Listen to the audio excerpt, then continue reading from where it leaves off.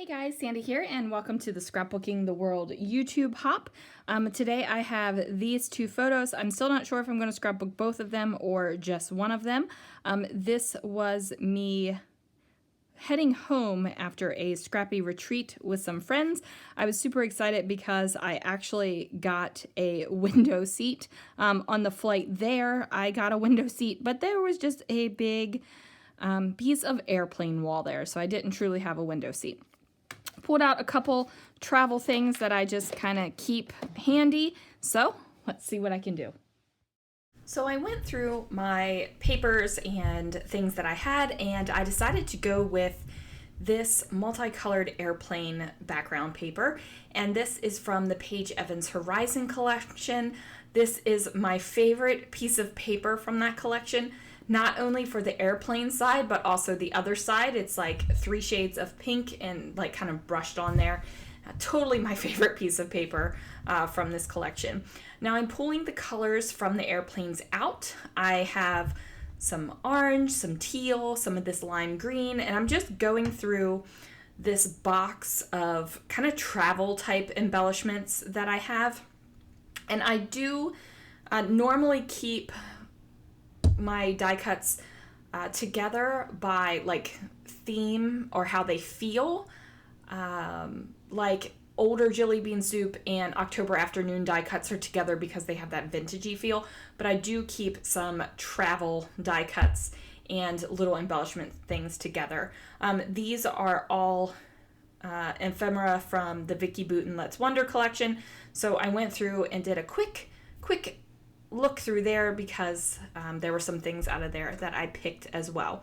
I am using a punched out airplane border that the awesome Vicky sent to me, and she sent me a few, more than a few, a lot of awesome punched out airplane borders, and I've used a couple of them in the past, and I thought that this one would be a great theme because we are doing all the airplanes. I did grab 2 6x6 papers here, and I'm just going to layer them up. Now I did trim my photo down so that I would be able to have a complete border around my paper. And the reason why I was having such an issue figuring out where I wanted my photo to go was because I was going to cut out one of the SFO tags on this piece of paper and use it on the layout because I was flying to SFO, and then I never even did it. And I just realized now while I'm doing this voiceover that I never cut out that SFO tag to put on the layout. And it was great because it was a great color match too. So, you know, sometimes you get these great ideas in the midst of creating, and for some reason they just don't stick with you and you don't do them. This page did come together really quickly. Like quicker than normal. So yeah, I mean, there's also no mixed media on this page, so that could be part of the reason. So I'm just getting these guys off to the side. I decided to use this, I think this is Bella Boulevard. I think it's a Bella Boulevard scrap of paper. And as you can see, my scraps are large. I don't keep teeny scraps, they stress me out. So I'm taking this and putting this across the top of the layout just to give me a little bit of a dividing line. Like I'm dividing this paper into thirds, where the bottom 2/3 of the layout is going to have the brightly colored airplanes and the upper is going to have this orange stripe. I do grab my dot runner instead of my ATG, and I'm just putting the dot runner over top of the airplanes on a scrap piece of paper. I decided to go with the dot runner instead of the ATG because I did not want my ATG to rip my airplane border. So I just went ahead and did the dots. Now I'm going to line this up so the bottom edge of the paper lines up underneath of the airplanes. Now the airplanes on the video, they kind of get lost. Like it just looks like a decorative border. But in person, you can totally tell that they're airplanes. I go ahead and put my photo down, and then I decide that I'm going to create a cluster up here at the top. And I'm going to create a cluster down here by the photo as well. I really liked this die cut that says Small Adventure with the paper airplane, which is kind of different for me because usually I am not a fan of breaking up words like this.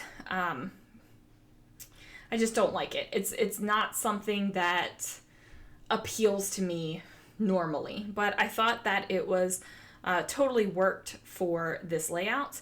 And then I nestled those two tags together so that the indent on that blue tag took in the word date. I think that says date. I'm not wearing my glasses and the screen is a little small, so I can't really exactly see it. And then I'm just going to use some foam squares to pop it up.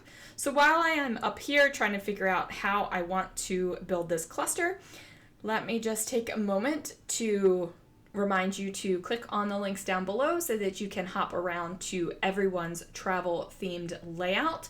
I'm sure there's going to be a lot of different takes on the theme because travel is so all-encompassing. It could be airplane travel, it could be once you're already there, it could be a car ride, a train ride, even just driving down the street, you're traveling. So I am excited to see what everyone else has come up with, and you should be too, because we have a lot of great YouTubers participating. I decided to pull in a blue doily just because I felt like I needed something up here with a little bit more solid color, and I figured that the doily was the way to go. Sorry, I just got distracted for a minute because our dishwasher really kicked it up a notch, and I was like, what is that noise? I had two little doilies stuck together and didn't realize it. And then as you can see, I tore this doily, but I'm just going with it. I decided to throw on some Nouveau Deluxe adhesive and use liquid glue on it. And then that way the doily would stay down. Now, if you look super close, you can see the tear, but I'm not concerned about it, guys. I'm just going to make it work. Going to go ahead and put this arrow down, and then this little die cut that says World Traveler as well, just because it has a great orange and neon green color to it, which really, you can really see in the layout down below. Or the layout, the bottom half of the layout, the bottom half of the paper down below. Sometimes my mouth runs and my brain doesn't engage. Now, I have this white embroidery floss, and I'm going to go ahead and tie these into a bow, drop a little bit of that Nouveau Deluxe adhesive in the tag hole, and then we're going to put the bow on top. So if there is a tag, you should probably put something in the tag hole. At least that is my philosophy. It is a very rare time where I have a tag hole and I don't put something in it, or tie a bow on it, or put a brad on it, or something. Little tag holes should not be naked, guys. That's just the way I feel. So this is going to almost wrap up the layout. I do grab these enamel dots, and I think that they are from Freckled Fawn way back in the day. I like to take enamel dots that are in the same color and use 3 different sizes in a cluster. I just think that that looks really fun and nice. So that is what I do with these as well. And now I'm just looking at it to see if I need to do anything else with the layout, and I decide that I do need to put the date up here on this little tag that I have, this little tab. I don't know why I was peeling the photo up like that. That was a little weird. So I don't have the exact date, but that's okay because this is just another layout in this series where I didn't have a window seat and now I do have a window seat. I am going to add some more adhesive down, and then that's going to do it, guys. Thank you so much for watching. Thanks for joining me on this travel-themed YouTube hop. Remember to click everyone's link down in the description below so you can hop along and join us as we scrapbook all things travel. Thanks for watching, guys. I will see you again real soon for another video.